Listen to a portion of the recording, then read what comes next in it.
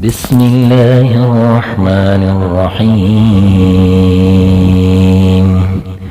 والتين والزيتون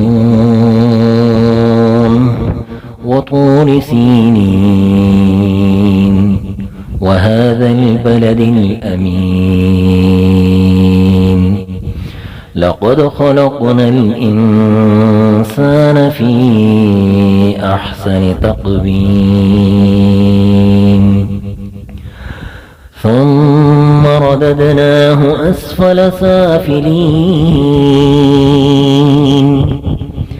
إلا الذين آمنوا وعملوا الصالحات فلهم أجر غير ممنون فما يكذبك بعد بالدين